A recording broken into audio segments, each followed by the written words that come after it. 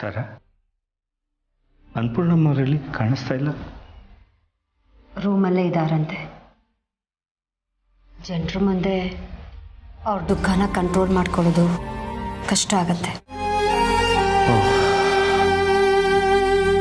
ಮೊನ್ನೆ ಕಾರ್ಯ ನಡಿವಾಗ್ಲೂ ಅಷ್ಟೇ, ಯಾರನ್ನೂ ನೋಡಲಿಲ್ಲ, ಯಾರನ್ನೂ ಮಾತಾಡಿಸ್ಲಿಲ್ಲ. ಪೂರ್ತಿ ಅವ್ರ ತಲೆ ಎತ್ತಲೇ ಇಲ್ಲ. ಸಾವಿನ ನೋವನ್ನ ಮರಿಬೇಕು ಅಂದರೆ ಅವ್ರೆಲ್ಲರ ಜೊತೆ ಓಪನ್ ಅಪ್ ಆಗಲೇಬೇಕಲ್ವಾ?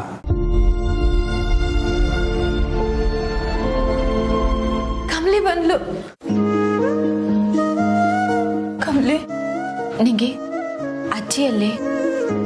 ಅಜ್ಜಿ ಅವ್ರ ರೂಮ್ನಾಗೆ ಅವ್ರ ಕಮಲಿ. 3 ದಿನದ ಅವ್ರ ಆಚೆ ಕೂಡ ಬಂದಿಲ್ಲ, ಊಟ ತಿಂಡಿನೂ ಮಾಡಿಲ್ಲ ಕಮಲಿ. ನಮ್ಮ ಯಾರ ಜೊತೆಗೂ ಮಾತು ಕೂಡ ಆಡ್ತಿಲ್ಲ.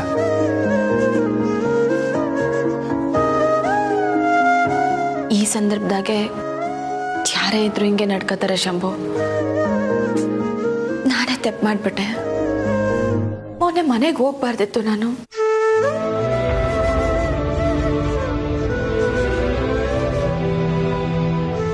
ಕಮಲಿ, ಕಮಲಿ,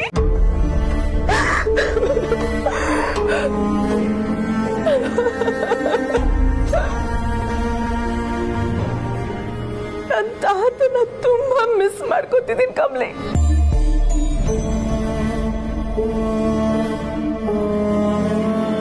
ಸಮಾಧಾನ ಮಾಡ್ಕಾನಿಕ ಆಗ್ತಿಲ್ಲ. ಇಷ್ಟೊತ್ತು ನನ್ನ ನೋವು, ನನ್ನ ಅಳು ತಡ್ಕೊಂಡಿದ್ದೆ. ಬಟ್ ನಿನ್ನ ನೋಡಿದ್ಮೇಲೆ ನಾನು ಮತ್ತೆ ಎಮೋಷನಲ್ ಆಗ್ಬಿಟ್ಟೆ ಕಮಲಿ. ಯಾಕಂದ್ರೆ ನಾವಿಬ್ರು ತಾತನ ಮುದ್ದಿನ ಮೊಮ್ಮಕ್ಕಳು. ನನ್ನ ನೋವು ಏನು ಅಂತ ನಿನಗೆ ಮಾತ್ರ ಗೊತ್ತಾಗುತ್ತೆ. ಅನಿಕಾ, ಅಳ್ಬೇಡ, ಸಮಾಧಾನ ಮಾಡ್ಕೊ. ಇಂಥ ಸಮಯದಾಗೆ ಅಜ್ಜಿಗೋಸ್ಕರ ಆದ್ರೂ ಗಟ್ಟಿಯಾಗಿರ್ಬೇಕು. ಅಳ್ಬೇಡ.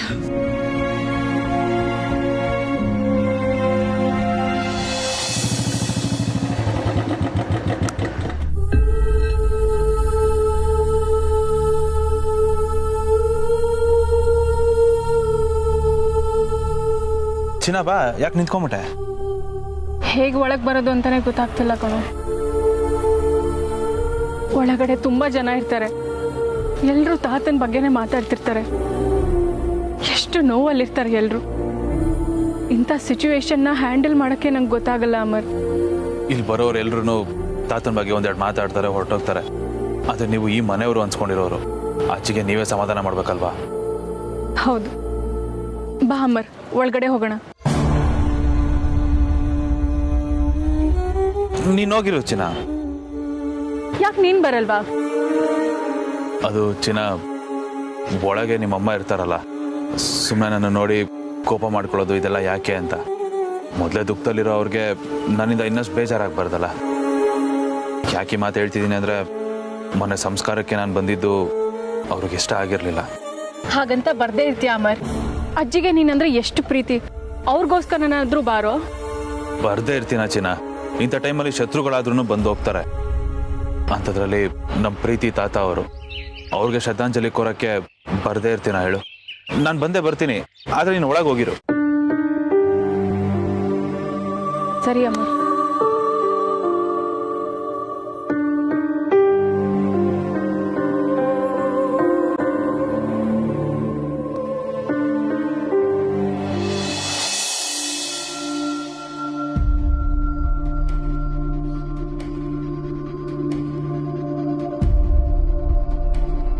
ರಚನಾ,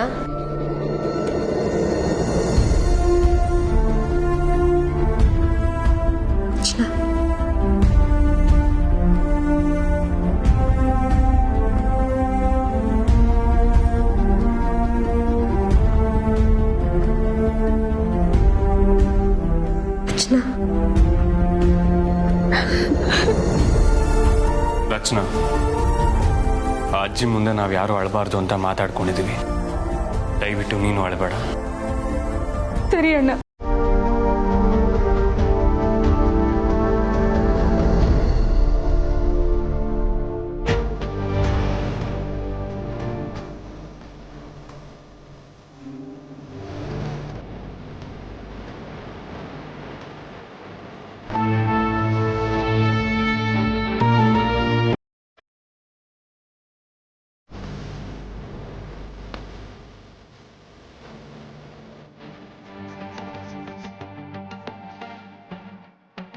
ತಾರ, ಬರಬೇಕಾದವರೆಲ್ಲ ಆಲ್ಮೋಸ್ಟ್ ಬಂದಾಗಿದೆ. ಯಾರಾದರೂ ಹೋಗಿ ಅಮ್ಮನ ಕರ್ಕೊಂಡ್ಬಂದರೆ ಮುಂದೆ ಕಾರ್ಯ ಮುಂದುವರಿಸ್ಬೋದು. ಅನಿಕಾ, ಹೋಗು, ಅಜ್ಜಿನ ಕರ್ಕೊಂಡ್ ಬಾ. ಅಯ್ಯೋ ಆಂಟಿ, ತಾತ ಹೋದಾಗಿಂದ ಅಜ್ಜಿ ವಿಚಿತ್ರವಾಗಿ ಆಡ್ತಿದ್ದಾರೆ. ಊಟಕ್ಕೆ ಕರೆಯೋಕ್ಕೂ ಭಯ ಆಗ್ತಿದೆ. ನಾನು ಹೋಗಲ್ಲಪ್ಪ.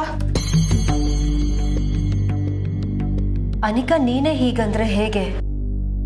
ಇಂಥ ಟೈಮಲ್ಲಿ ಎಲ್ರಿಗೂ ಈ ಥರ ಆಗತ್ತೆ. ವಯಸ್ಸಾದ್ಮೇಲೆ ಜೊತೆಗಾರನ್ನ ಕಳ್ಕೊಂಡ್ರೆ ಆಗೋ ನೋವು ಅಂತಿಂತದ್ದಲ್ಲ. ಅವರು ಎಲ್ರ ಜೊತೆ ಬೆರೆತ್ರೇನೆ ನೋವನ್ನ ಮರೆಯೋಕ್ಕಾಗೋದು.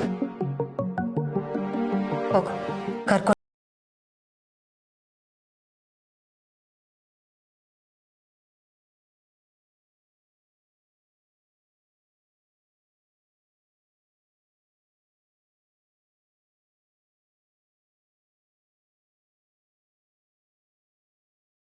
ಕಷ್ಟ ಆಗತ್ತೆ. ನಾನೇ ಹೋಗ್ತೀನಿ. ಇಲ್ಲ ಅತ್ತೆಮ್ಮ, ನಾನು ಕರ್ಕೊಂಬರ್ತೀನಿ.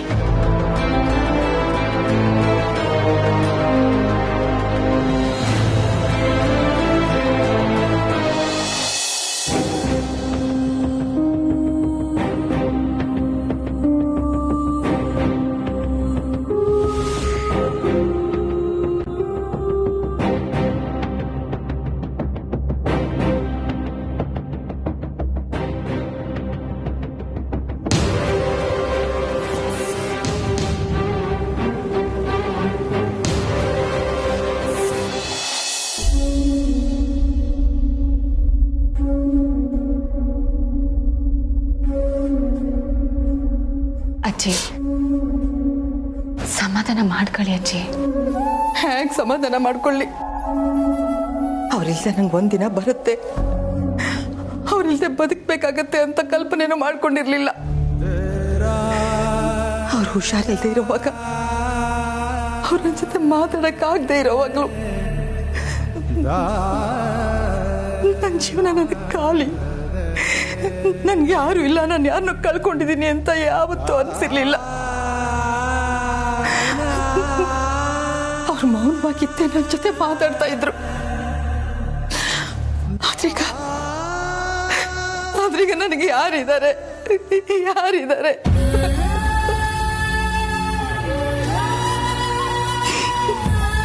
ಅವ್ರ ಜೊತೆ ನಾನು ದಿನ ಜಗಳ ಮಾಡ್ತಿದ್ದೆ. ಅವ್ರು ಕೀಟ್ಲೆ ಮಾಡ್ದಾಗೆಲ್ಲ ನಾನು ರೇಗಾಡ್ತಾ ಇದ್ದೆ. ಆದ್ರೀಗ ಅವ್ರು ಒಂದ್ಸಲ ನನ್ನನ್ನ ಕೀಟ್ಲೆ ಮಾಡ್ಲಿ, ಅನ್ಪೂರ್ಣ ಅಂತ ನನ್ನ ಹಿಂದಿಂದೆ ಅಲಿಲಿ ಅಂತ ಅನ್ಸುತ್ತೆ.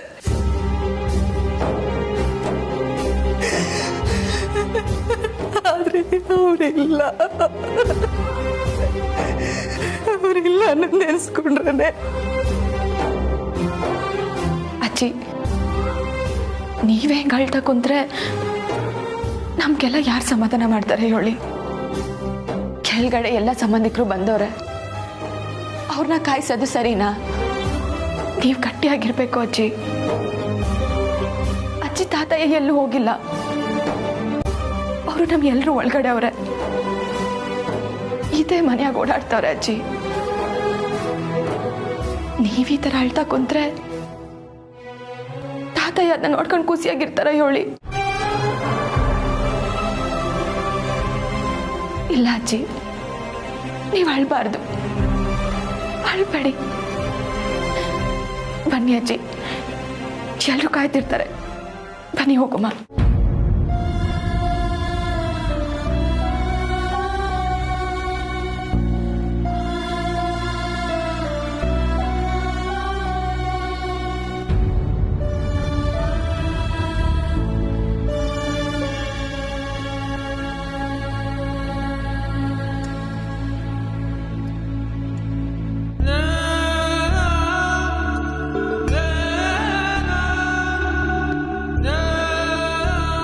ನಾನು ನನ್ನ ಹಣೆ ಕುಂಕುಮನ ತೆಗಿಯಲ್ಲ ಕಮಲಿ. ಅವ್ರಿಗೆ ನನ್ನ ಹಣೆ ತುಂಬ ಕುಂಕುಮ ಇರೋದು ಅಂದರೆ ತುಂಬಾನೇ ಇಷ್ಟ. ನಾನು ಯಾವಾಗಲೂ ಹೀಗೆ ಇರಬೇಕು ಅಂತಲೇ ಅವ್ರ ಆಸೆ. ಯಾವುದೇ ಕಾರಣಕ್ಕೂ ನಾನು ನನ್ನ ಹಣೆಯಿಂದ ಕುಂಕುಮ ತೆಗಿಬಾರ್ದು ಅಂತ ನನ್ನ ಹತ್ರ ಭಾಷೆ ತಗೊಂಡಿದ್ರು ಕಮಲಿ. ಗಂಡ ತೀರ್ಕೊಂಡ್ರೆ ಒಂದು ಹೆಣ್ಣಿಗೆ ಮುತ್ತಿದೆ ಸೋಬಗೆ ಎಲ್ಲ ಅವನ ಹಿಂದೆನೆ ಹೊಟ್ಟೋಗುತ್ತೆ ಅಂತಾರೆ.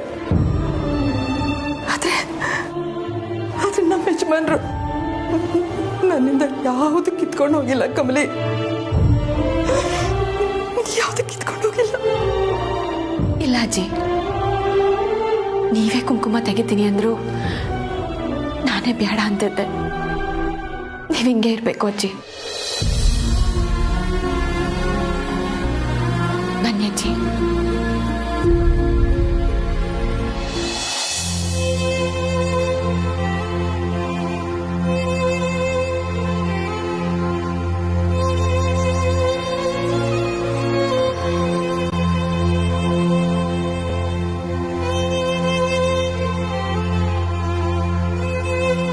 ಅನಿಕಾ, ಕಾರ್ಯಕ್ರಮ ಶುರು ಮಾಡು.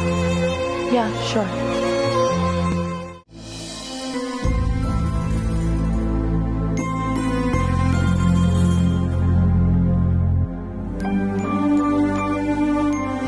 ಇವತ್ತು ನಮ್ಮ ತಾತ ಸದಾನಂದ ಅವರು ತೀರ್ಕೊಂಡು 3ನೇ ದಿನ. ಅವರಿಗೆ ಶ್ರದ್ಧಾಂಜಲಿ ಅರ್ಪಿಸೋಕೆ ನೀವೆಲ್ಲರೂ ಬಂದಿದ್ದೀರಾ. ಎಲ್ಲರೂ ನಮ್ಮ ತಾತನ ಬಗ್ಗೆ ನಿಮ್ಮ ಅನಿಸಿಕೆಗಳನ್ನ ಶೇರ್ ಮಾಡ್ಕೊಳ್ಳಿ. ಎಲ್ಲದಕ್ಕಿಂತ ಮೊದಲು ನಾನೊಂದೆರಡು ಮಾತಾಡಬೇಕು.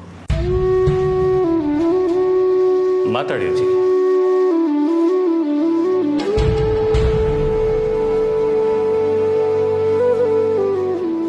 ಯಾರಿಗೆ ಆಗಲಿ ಸಂಗಾತಿ ಅಗತ್ಯ ಇರೋದು ಇಳಿ ವಯಸ್ಸಿನಲ್ಲೇ. ಆದರೆ ನಮ್ಮ ಯಜಮಾನರು ನನ್ನನ್ನು ಈ ವಯಸ್ಸಿನಲ್ಲಿ ಬಿಟ್ಟು ಹೋಗಿದ್ದು ನನಗೆ ಅರಗಿಸ್ಕೊಳಕ್ಕಾಗ್ತಾ ಇಲ್ಲ.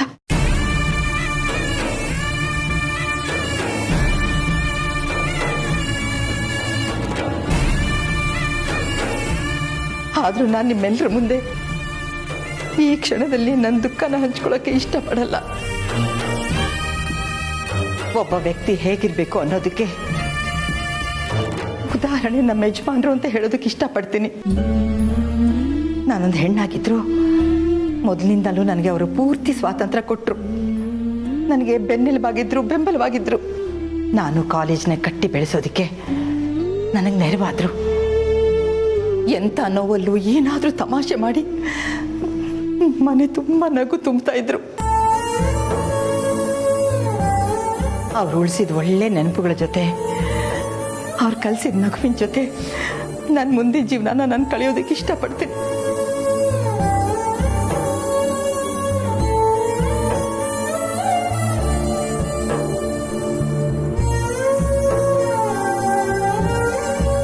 ನೀವೆಲ್ಲರೂ ಇಷ್ಟಪಟ್ಟು ಇಲ್ಲಿಗೆ ಬಂದಿದ್ದಕ್ಕೆ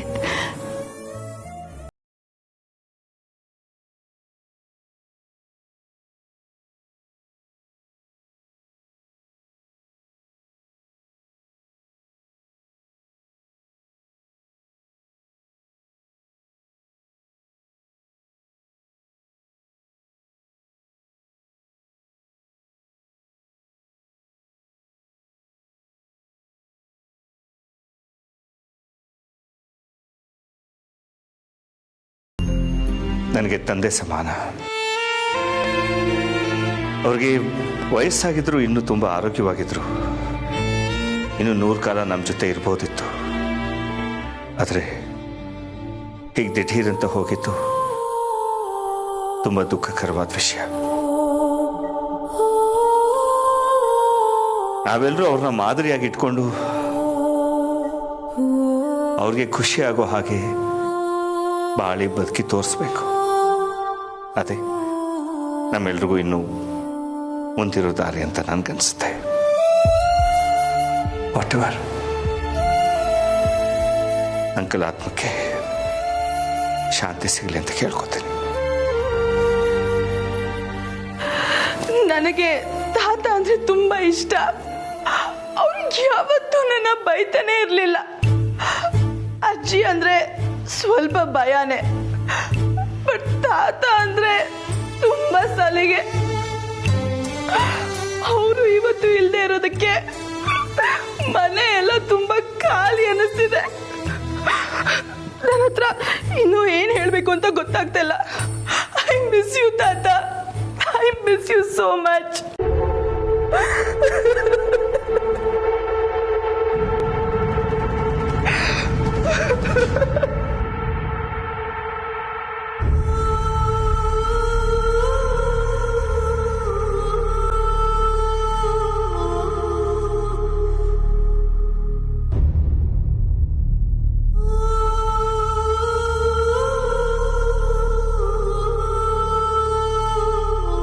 ನಮ್ಮ ತಾತಯ್ಯ ಅಂದ್ರೆ ಮಗುವನಂತ ಮನ್ಸಿರೋರು. ಯಾವತ್ತೂ ಯಾರಿಗೂ ಕೆಟ್ಟದ್ ಬಯಸ್ದವ್ರಲ್ಲ. ಎಲ್ರಿಗೂ ಪಿರುತಿನ ಹಂಚ್ತಾನೆ ಬಂದ್ರು. ಒಬ್ಬ ಗಂಡ ಹೆಂಗಿರ್ಬೇಕು ಅನ್ನೋದಕ್ಕೆ ಮಾತ್ರನೇ ನಮ್ಮ ತಾತಯ್ಯ. ಯಾಕಂದ್ರೆ ಇವತ್ತಜ್ಜಿ ಏನೇನ್ ಸಾಧಿಸೋರು ಅದೆಲ್ಲದಕ್ಕೂ ಪ್ರೋತ್ಸಾಹ ನೀಡಿ ಬೆನ್ನೆಲುಬಾಗಿ ನಿಂತವ್ರು ನಮ್ಮ ತಾತಯ್ಯ. ಪ್ರತಿಯೊಬ್ರು ಅವ್ರಂಗ್ ಬದುಕಿದ್ರೆ ಎಲ್ರು ಮೆಚ್ಚೋ ಅಂತ ವ್ಯಕ್ತಿ ಆಗ್ಬೋದು, ಜೀವನದುದ್ದಕ್ಕೂ ನೆನ್ಪಿಟ್ಕೊಳ್ಳೋ ಅಂತ ವ್ಯಕ್ತಿ ಆಗ್ಬೋದು ಅನ್ನೋದಕ್ಕೆ ಉದಾಹರಣೆನೇ ನಮ್ಮ ತಾತಯ್ಯ. ಅವರು ನಮ್ಮ ತಾತಯ್ಯ ಅನ್ನೋದೇ ನನಗೆ ಹೆಮ್ಮೆ.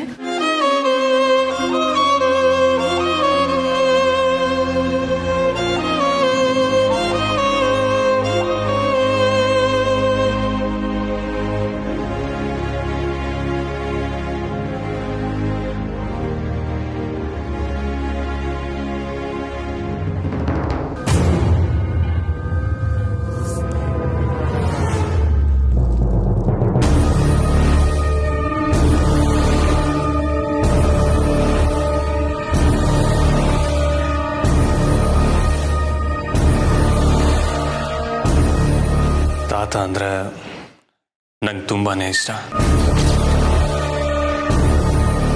ಅವ್ರ ಸ್ವಂತ ಮೊಮ್ಮಗನ ಥರನೇ ನನ್ನ ನೋಡ್ಕೊಂಡಿದ್ದಾರೆ.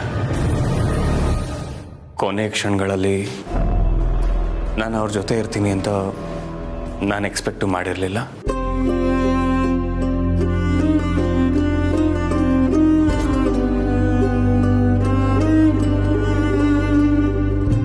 ಅವ್ರು ಫೋನ್ ಮಾಡಿದಾಗ ತುಂಬ ಗಾಬರಿಲಿದ್ದಾರಲ್ಲ ಅಂತ ನಾನು ಅಲ್ಲಿಗೆ ಹೋದೆ.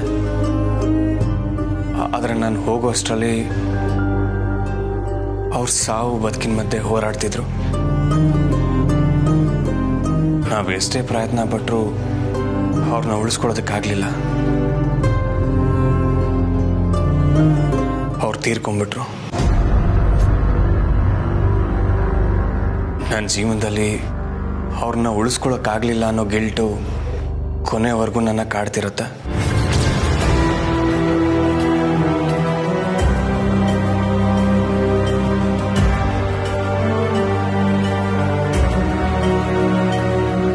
ತಾತ, ಐ ಮಿಸ್ ಯು ತಾತ.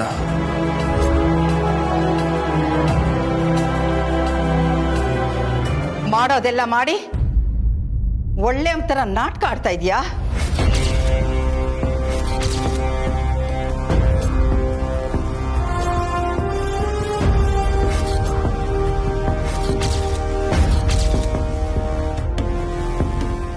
ಯಾಕೋ ಯಾಕೋ ಹೀಗೆ ಮಾಡಿದೆ?